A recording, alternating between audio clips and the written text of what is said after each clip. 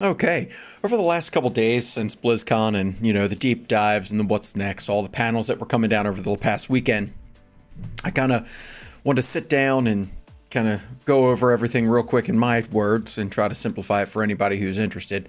In this segment of, we'll say, the news, we're going to look into the delves, war bands, hero talents, and just kind of like bits and pieces, and of course PvP. There was like one or two small announcements for PvP, whoever's out there.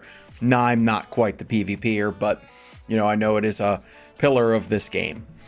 So starting with delves, we heard that was going to be like a small world quest type, not instance content, because you can just walk right through the door, through a fog door, but I'm gonna say it's comparable to like the digs maybe in the Niffin area, where you go in, you do a small quest, and you get your treasure chest. Be it, they had mentioned that they're going to be a couple different sizes, small and then some puzzle related ones and stuff like that. It will be an end game content, which hopefully, from what they're saying, is going to be seasonally, and continue to go on, and probably the War Within to Midnight and to the Last Titan. They removed the PvP row out of the Great Vault for, I'm going to say 4 delves, but it's 4 environment quests, and you're going to be able to do it world content. The delves will be 1 to 5 players, so you can do it by yourself with a couple friends, whoever you want to bring along, and you're always going to be joined by Brand Bronzebeard in season 1. It looks like each season they're going to change the actual character that you get to build talents with, and kind of make him better to assist your team or just yourself. Like I said before, there are no loading screens, so you can walk right through and it starts it. You most of the time will run into the group of the expedition, plus in the beginning it'll be Bronzebeard. And that will open up access to a new mount that's customizable.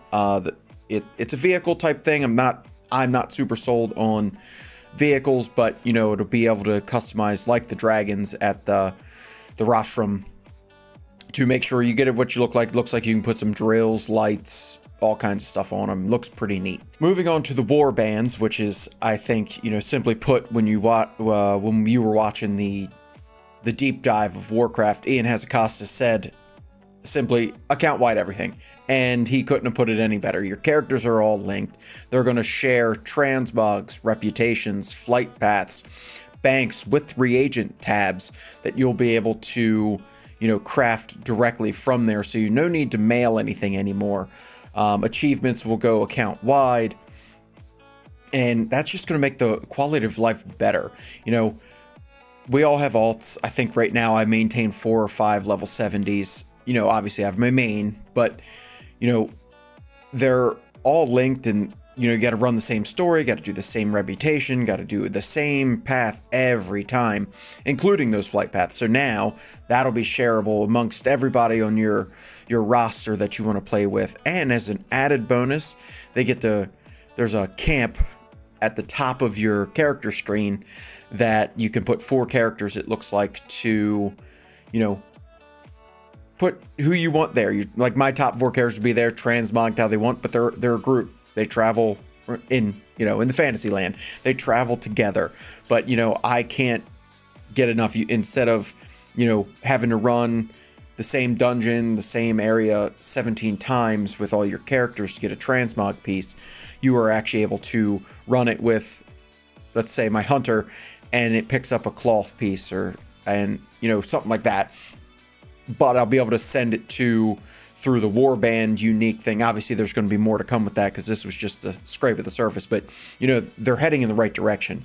Warband is the account everything, and I can't be more excited about that. So here's something to look forward to in the War Within and warbands, and get your team ready now, and let's go find those transmogs you've always wanted. The next big thing that they're doing are hero talents. They big focus on the very complex hero tree, talent trees that you get the class, you get the spec tree, and now you'll get a hero tree. Actually pretty cool. You're going to have a ton of different, I'm going to say maybe like fantasy vibes. You can make a character like they announced at the deep dive, or at the what's next, the able to be like the Storm Mountain Warrior and the Colossus and the Slayer.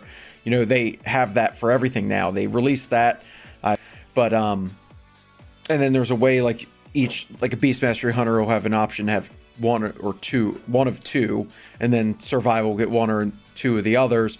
It's going to be pretty neat. I think and you get that as you level from level 70 to 80. The hero talent opens up first. You get the one that at the base level, and then you get some selections along the way and try to make it pretty exciting and trying to make it a little more unique to what you want them to be. I know Dark Ranger's an option for Hunter, and I'm pretty thrilled about that. I think it's going to be easy. You'll be able to change the talents with little repercussions. I know that's actually coming in. I think it's coming soon, actually, for the other talent tree, so you don't have to delete the entire talent tree to, you know, change one little node. So here's looking at hero talents. I think that'll be super exciting. All right, and then some just other odds and ends that, you know, puts a smile on your face. And, you know, we get the new allied race with this is Earthen Dwarves. So they'll get the choice to be Alliance or Horde. So Horde finally gets their dwarves. You know, I'm kind of hoping that they don't get the similar ability like Stoneform and Fireblood. You know, something similar. I would like something different, since these were a lost group of people that, you know, we found, and they've developed their own ways. They get to be individual characters and eventually player. And then there's no reputation grind to figure out, you know, how to get them into our team. They simply go through the storyline, and then you can choose Horde or Alliance, and then give beards to all the body types. I know that's pretty exciting, and they get jewel encrusted, and some cool customizations I think are going to come down for them. Dynamic Flight will be obviously staying because it's a fan favorite, and it'll be going to most mounts in your mount roster. You're going to have not all of them, because of the way apparently they were saying, like the way some of them fly, and I get that for sure. So no complaints here, and I think you'll be able to, and that actually comes down in 10.2.5, so really close. You know, we're going to see that to fly in the old areas, Eastern Kingdoms. We've been doing that with the dragon races and Kalimdor. And you'll have your choice if you want to do regular flying, so you can hover. I know that's a big thing. Like if you're AFK or you just want to step away, you can just fly above, hover, and you don't get killed and murdered by everything that's running around in the area. So great things in the dynamic flight, and I think seeing some of the items that some of the mounts that you've had on how well they, you know, will go take to the dynamic flying. The glyphs for that flying go evergreen, so the requirement to go back and forth to the I'm going to call him the glyph guy, but is going to be non-existent. So that's good. That's going to come along with just simple leveling. It's going to grow with us. Cross-realm guilds. Servers will no longer matter. And a combined character list. So you're going to have all your characters lined up. I think it's going to look a little messy, because I think I have probably 7 or 8 servers with 1 or 2 characters kind of sprinkled in there. And I don't really need to see all that, but maybe it'll help me delete the ones that I haven't seen in a long time. So that's the positive thinking of that. They're going to change up the quest log and spellbook interface, make it a little more user-friendly, less page flipping. Put in the spellbook with the talents and your spec, so you're all on one sheet, and you don't have to go, well, open this window, that'll close that one. You ever try to just hotkey everything and then just closing up and down, and everything's kind of going every which way it wants to go. And just PvP, they showed a little bit of the new map. It's a 10v10, looks pretty cool from what they saw in the drawings, but and then they're going to test out some other options coming down the line. Like I said, not a huge PvPer. Now, that was my quick overview of everything that came out of BlizzCon, what's coming down for maybe the next patch, and what's really something to look forward to in the next year for the War Within. I think this is just a brand new change of pace Blizzard World of Warcraft experience that we're all been wanting. They're finally listening to us.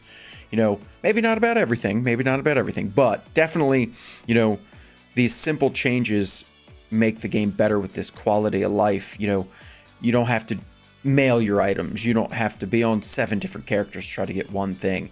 There's so much that this is going to fix without, you know, being up in your face. You know, the game is the game, and we all know and love it. But, you know, these things are something we've been asking for years. And I hope this really propels Warcraft and everything into the future. And if you guys like what I do here, please like, comment, and subscribe. And I will see you on the next video. See ya.